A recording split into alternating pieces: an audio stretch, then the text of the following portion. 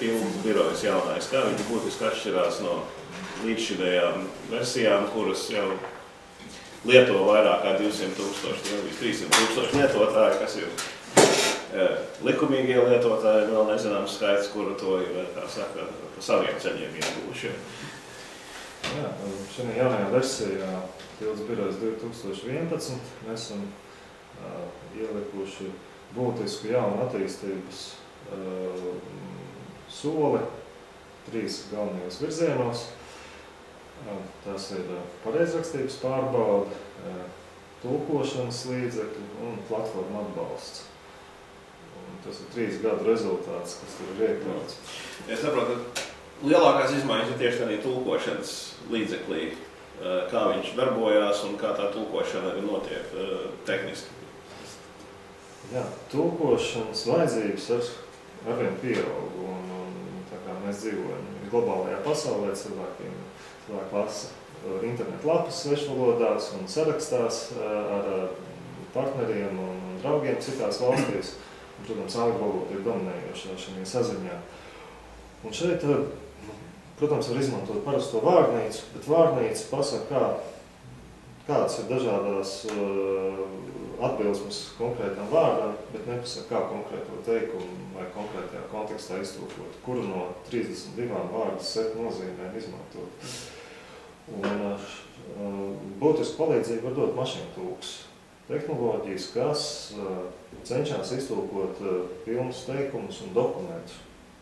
Un šeit mašīntulkošanā mēs esam veikuši tādu lielu pārmaiņu uz pavisam jaunu tipu tehnoloģijām, izmantojot tā saucamo statistisko mašīnu tulkošanu, kas analizē simtiem tūkstošu dokumentu un tekstu, kas ir latviešu un angļu valodā, un no šiem tekstiem atrod un izveido statistiskos modeļus, kā tad tulkojās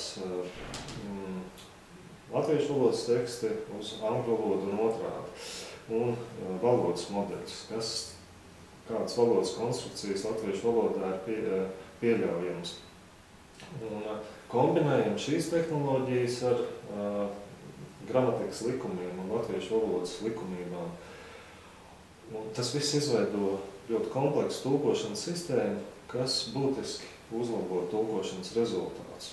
Mašīnu tulkošanas sistēma ir izvietota Amazon mākoņu skaitļošanas centrā, izmanto milzīgas Amazon serveru jaudas. Un šīs iespējas mākoņu skaitļošanas līdz ar to var tagad izmantot katrs biroja lietotājs. Jaunajā birojā vārdu tulkošana ir kompleksi integrēta kopā ar teikumu tulkošanu un tekstu tulkošanu, un tekstu tulkošanai tiek izmantot Amazon mākoņu skaitļošanas serveri. Un tādējādi lietotājs iegūs labāko, ko viņam dod lokālais dators, internetu mākoņu skaitļošanas iespējas. Minēja, ka arī ir plašāka platforma, teiksim, agrāk jau Tilda asociējās kā tāds rīks, kas darbojās Microsoft risinājumiem fonā, teiksim. Tagad viņam ir mazliet plašāks pielietojums, kas saprot.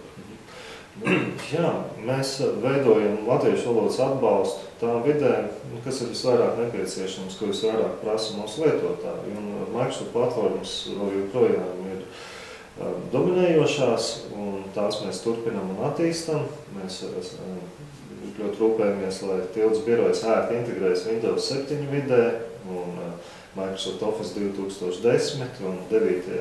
Internet Explorerī jaunākajā versijā. Bet mēs attīstam arī citas platformas, un vien vairāk lietotāji izmanto OpenOffice, un parādījies arī lietošanā plašāk LibreOffice, cits OpenOffice paveids. Un tagad Tildes birojas pēc lietotāju pieprasījuma mēs strādājam, lai pareizrakstības iespējas un Tildes biroja iespējas integrējās arī šajās OpenOffice vidēs. Kā arī citos pārlūkos, kā Firefox, Opera.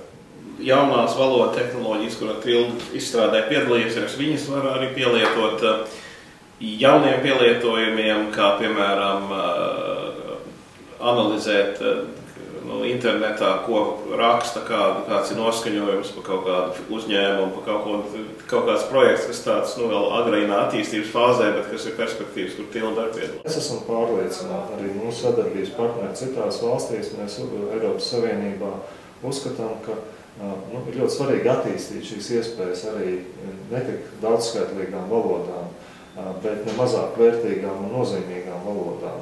Un šeit no vienas puses mēs varam izmantot labākās metodas, kas ir vieglo valodu tehnoloģijās.